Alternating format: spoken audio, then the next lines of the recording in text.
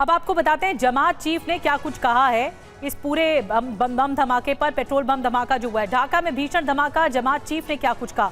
हादी के हत्यारे अब तक फरार क्यों हैं, क्यों पकड़े नहीं गए। हादी के हत्यारे फरार इसलिए धमाके हो रहे हैं, देश को अस्थिर करने की साजिश हो रही है। यूनुस सरकार जिम्मेदारी से बच नहीं सकती। सरकार की नाकामी पर लोग भी आवाज उठाएं। लोगों से अपील की जा रही है कि इसी नाकामी पर आवाज उठाएं, सरकार की नाकामी पर। और एक और बड़ी खबर है, बड़ी खबर बताएं उससे पहले तनवीर साहब एक सवाल मैं आपसे करना चाहूंगी। यहां पर यूनुस सरकार को कितना बड़ा खतरा है। हादी की मौत हो गई, इस मौत के बाद, इस हत्या के बाद पूरा बांग्लादेश सुलग रहा है और खास करके टारगेटेड अटैक हो रहे हैं। पेट्रोल बम से हमला कर दिया गया उस बाजार में जहां पर बहुत भीड़ रहती है, आर्टिस्ट की भीड़ रहती है। तो यूनुस सरकार के लिए कितना बड़ा खतरा है और चुनाव सर पर है। चुनाव बहुत सर पर है। अभी जो मैं दत्ता सर के साथ सहमत पसंद करना चाहता हूँ, सहमत दिखाना चाहता हूँ। उन्हें जो बोला कि अभी तारिक रहमान के वापस आने के आपने इतना बड़ा माहौल देखा है, आप चौंक गए हैं। अगर शेख हसीना कल बांग्लादेश में जाए, आप जो दिख रहे हैं यहाँ पे जितने सारे जनता है रोड पे, इससे 10 गुना ज्यादा लोग होंगे बांग्लादेश पे। कि बांग्लादेश का लोग है, जो आम लोग है, उन सारे के सारे उम्मीद लेकर बैठे हैं कब शेख हसीना वापस आएंगे बांग्लादेश में। फिर उनको सब लोग चाहता है शेख हसीना को। अब सच्ची बात जो ही है, मीडिया में बांग्लादेश पे बंद कर दिया है। सारे के सारे जो आम लोगों का सच्ची बात है बाहर कह नहीं पा रहे हैं, क्योंकि सबके पास डर है। अगर शेख हसीना के सपोर्ट में कोई बात कहे तो उसको जेल में भेज सकता है, अब कत्ल भी कर सकते हैं। यही जो डर का जो सिस्टम है अभी फेल गए बांग्लादेश में। अभी यूनुस के जो पूछा आपने, यूनुस के बारे में, जो चुनाव तो फरवरी में होगा। मेरे एक बड़े सा सवाल है, बांग्लादेश में जितने सारे इलेक्शन है 71 के बाद, कभी भी आवामी लीग ने 40% वोट से नीचे कभी नहीं मिला। आवामी लीग को जो चुनाव से दूर रख के अब 40% वोटर को अलग करके कैसा अब इलेक्शन जो होगा, ये इलेक्शन तो फ्री एंड फेयर कैसे होगा। अब इतने बड़े परसेंट लोगों को, वोटर को बाहर फेंक रहे हैं अब इलेक्शन से। तो ये इलेक्शन जो भी होगा, ये आपको सिर्फ दिखाने का इलेक्शन होगा, ये तमाशा का इलेक्शन होगा। सच्ची में अगर अब सारे के सारे पार्टी जो है, इसको जो अगर मौका नहीं मिला तो कैसे ये इलेक्शन है। आप इंडिया में देखिए, आप बीजेपी है, कांग्रेस में, सारे के सारे पार्टी में मतलब आप कह रहे हैं कि फेयर इलेक्शन हो पाएंगे अगर इस तरह की स्थिति रहेगी। ठीक है तनवीर साहब, आपकी बात मैं समझ गई। फेयर इलेक्शन हो पाएंगे, क्या चीजें सामान्य हो पाएंगी या अस्थिरता बनी रहेगी इलेक्शन तक?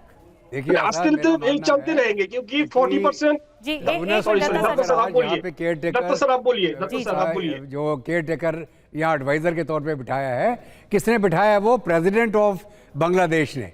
अगर वो प्रेसिडेंट चाहे कि ये यूनुस ठीक काम नहीं कर रहा, उसको हटा के किसी और की नियुक्ति की जा सकती है। और वो नियुक्ति करने के लिए वो पूरे जो आर्मी नेवी एयरफोर्स के चीफ हैं जो बांग्लादेश के, उनके साथ में जो लोग स्वतंत्रता जंग में शामिल रहे, उनका वो एडवाइस ले सकते हैं कि अगर यूनुस को हटाना तो किसको लगाया जाए, ताकि एक फेयर इलेक्शन हो पाए बांग्लादेश के अंदर, और जिसके अंदर कोई ऑब्जेक्शन ना रेज किया जाए किसी के भी द्वारा। एनसीपी ने खुद अभी बोला है कि अवामी लीग के वो लोग जो कि मान लो सो कॉल्ड किलिंग में इन्वॉल्व नहीं थे, उनको इजाज़त होनी चाहिए इलेक्शन लड़ने के लिए। ये जो नेशनल सिटीजन पार्टी वाले बोल रहे हैं, बीएनपी बोल रही है, वहाँ से अमेरिका के जो लॉ मेकर है वो बोल रहे हैं, और ये मोहम्मद यूनुस बोल रहा है कि हम अवामी लीग को नहीं इलेक्शन लड़ने देंगे। तो मोहम्मद यूनुस का एक स्टैंडिंग है, जब तक it's the pressure of the president of Bangladesh, इसको कभी भी हटाया जा सकता है। अगर ऐसा प्रेशर बनेगा प्रेसिडेंट के ऊपर, इसको वो चेंज कर सकते हैं। तो अभी आगे चल के देखना पड़ेगा हमको ये किस प्रकार ये पैन आउट होता है। इलेक्शन से पहले ये कायम रहेगा कि इसको बदल दिया जाएगा, और अगर बदल दिया जाएगा तो कौन सी एक ऐसी ऑर्गेनाइजेशन होगी जो बिल्कुल फ्री एंड फेयर इलेक्शन करा पाएगी बांग्लादेश के अंदर, और तब जाके नतीजा निकलेगा जो अवाम के हक में होगा, जो आवाम की मर्जी से होगा, उनकी बैलेट की पावर से होगा। दत्ता साहब एक बहुत बड़ी खबर आ रही है, एक बहुत बड़ा अपडेट है इस पूरे मामले पर। तारिक रहमान की मोहम्मद यूनुस से बातचीत हुई है। केयर टेकर प्रधानमंत्री है मोहम्मद यूनुस, उनके बीच में फोन पर बातचीत हुई है। उनके बांग्लादेश में एंट्री के साथ ही, ढाका में एंट्री के साथ ही अब मोहम्मद यूनुस के साथ फोन पर बातचीत हुई है, और ये बातचीत बहुत अहम बताई जा रही है कि बातचीत हुई है। ढाका पहुंचने के बाद एयरपोर्ट से ही बता दें आपको की तारिक रहमान ने बात की है। खालिदा जिया जो कि पूर्व प्रधानमंत्री रही, उनके बेटे हैं तारिक रहमान, और उनकी बातचीत हुई है मोहम्मद यूनुस से। और सुरक्षा जो मुहैया करवाई गई है तारिक रहमान को, उन्होंने इस बात का शुक्रिया कहा है कि जो सुरक्षा के बड़े बंदोबस्त किए गए हैं। 17 साल बाद एक नेता की वापसी हुई है। गिरफ्तारी से बचने के लिए 17 साल पहले चले गए थे लंदन। और तनवीर साहब, आप कुछ ऐड ऑन करना चाहेंगे, क्योंकि इनकी बातचीत हुई मोहम्मद यूनुस से। खतरे की घंटी तो मोहम्मद यूनुस सरकार पर इस वक्त मंडरा रही है, तो क्या हो सकता है आगे? मैं कुछ इंपॉर्टेंट इशू में उंगली उठाना चाहता हूँ। पहले जो है, जो डॉक्टर यूनुस ने जिस एक इसको कहते हैं सर्टिफाइड कॉपी, जो हमारा सुप्रीम कोर्ट है उसके दिखाते चाहते हैं जो वो ये गवर्नमेंट जो बांग्लादेश में लीगल है। असलियत में ये था, वहां पे जो सिग्नेचर था चीफ जस्टिस ऑफ बांग्लादेश, उसका सिग्नेचर जो है नकली सिग्नेचर है। क्योंकि 5 अगस्त के बाद हमारा जो चीफ जस्टिस है उसने शेल्टर लिया था हमारा जो आर्मी है, आर्मी के हेडक्वार्टर में।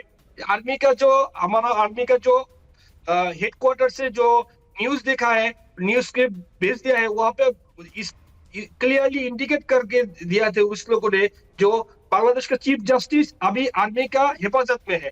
वो आर्मी के हिफाजत में रहकर कौन सिग्नेचर उसको पेपर पे दस्तखत, कौन सी किसका दस्तखत है, ये वो दिखाना चाहता है। इसको कहते हैं डॉक्ट्रिन ऑफ नेसेसिटी।